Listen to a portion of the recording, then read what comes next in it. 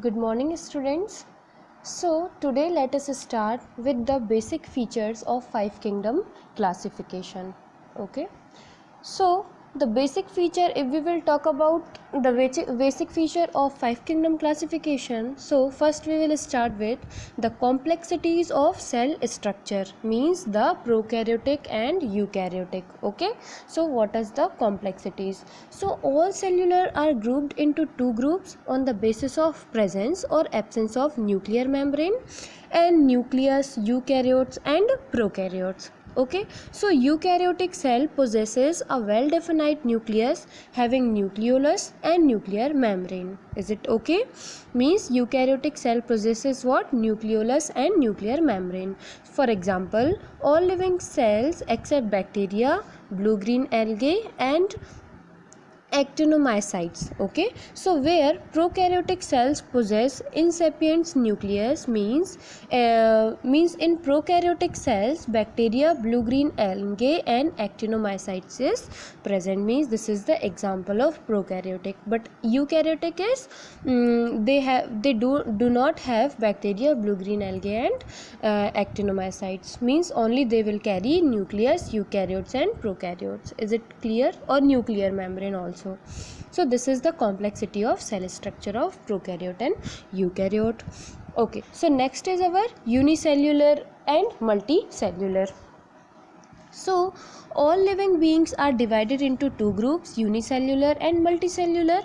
All the vital process like reproduction, respiration and nutrition occurs only in a single cell in unicellular organism. Okay, so what is who is unicellular? Like bacteria, amoeba, etc. Okay, so these are as regarded as simplest organisms. Okay, where if we will talk about the multicellular organism, they are made up of various types of cells, are various tissues, organs and organ system to perform various vital activities to the cell.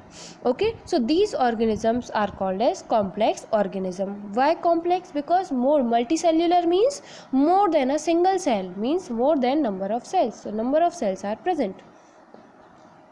Okay, that's why they are known as complex organism. Okay, and unicellular means a single cell, so they are known as a simplest organism. Okay, so in five kingdom classification, unicellular organism are kept first and multicellular organism are arranged according to the simplicity and complexity. So simplest organism are placed first. Is it clear? Yes. Now next is our modes of obtaining nutrition. Okay, what is the mode to obtain the nutrition? So the modes of nutrition varies from organisms to organisms, right? So Whittaker considered modes of nutrition as an important parameter for the classification of living beings. On this basis, all the organisms may grouped into two categories. So first is autotrophic and next is heterotrophic. Okay, so what is autotrophic? Organisms prepare their own food by the process of photosynthesis or chemosynthesis, while heterotrophic organisms obtain their food by absorption or ingestion. Is it clear? Now we having modes of nutrition in plants. Okay, so on the basis of plants are grouped into two categories, that is autotrophs and heterotrophs. So autotrophs, just we have read that the chlorophyll contained plants come under this category which can synthesize their own food.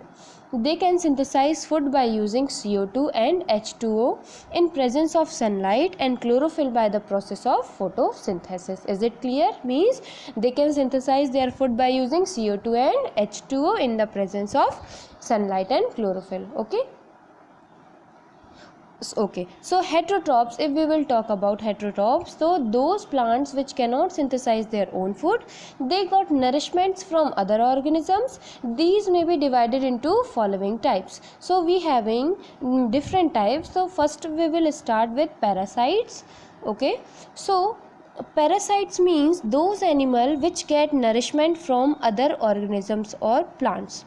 Again, parasites are of two types. First is total parasites and second is facultative parasites. Okay, so total parasites means those got parasite nutrition throughout their life, means full life they can take nutrition.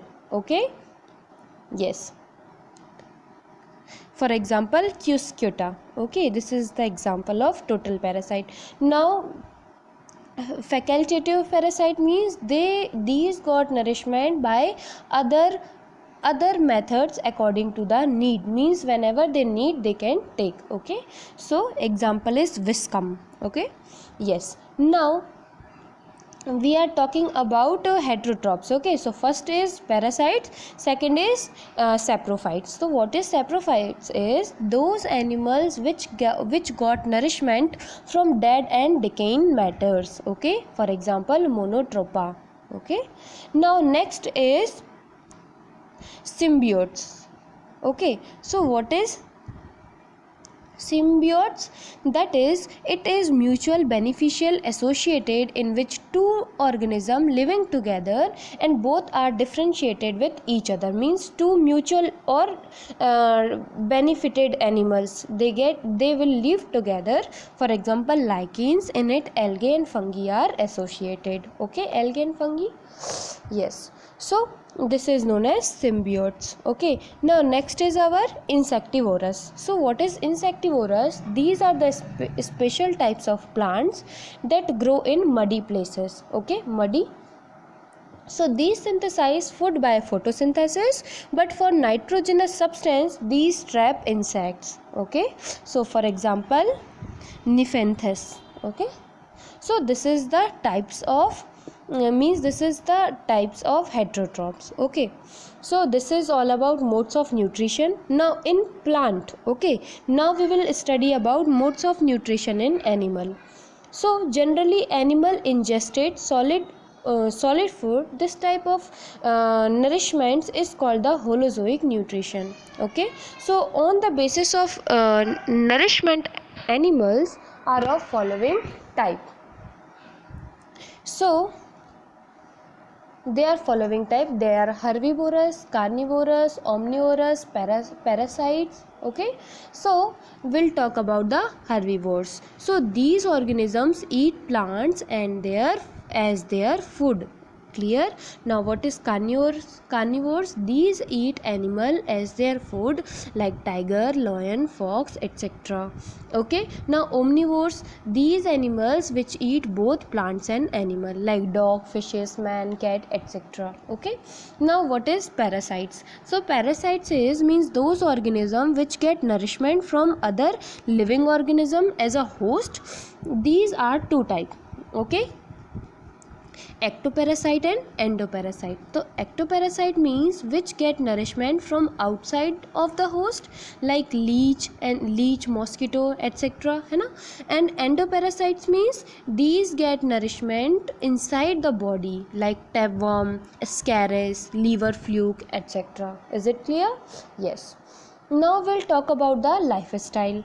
Okay, all the living beings are classified into following three groups on the basis of their lifestyles.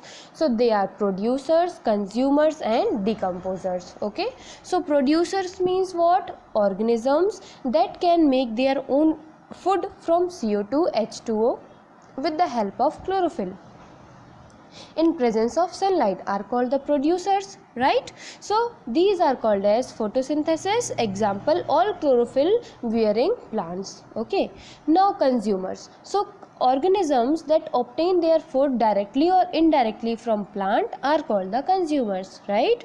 So consumers also classified into three groups. So primary consumer, secondary and tertiary.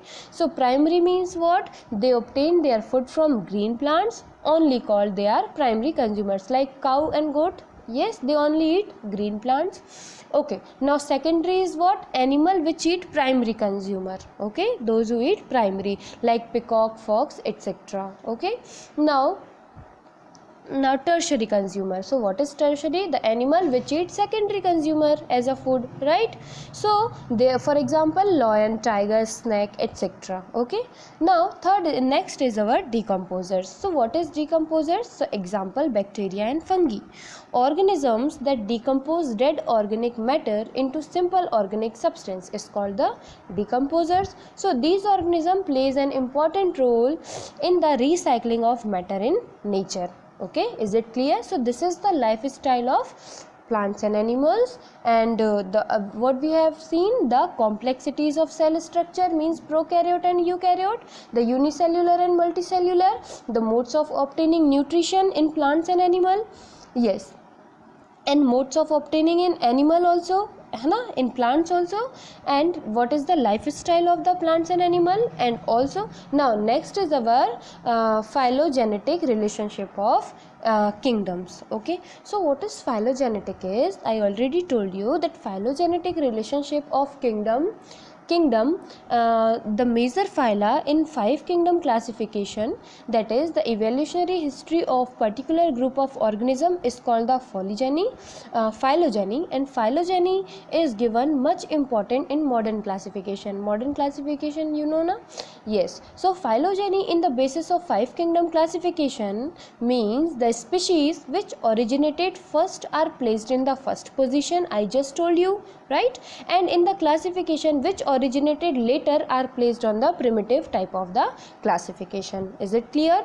So the study of evaluation of different species shows that evaluation of different species are interrelated, and this relationship is known as phylogenetic relationship. Okay, so or in another words we can also say is that also refers to the relative time in the past that species shared common ancestors. Is it clear? Means the species which share only their common ancestors. Is it clear, all of you? Yes.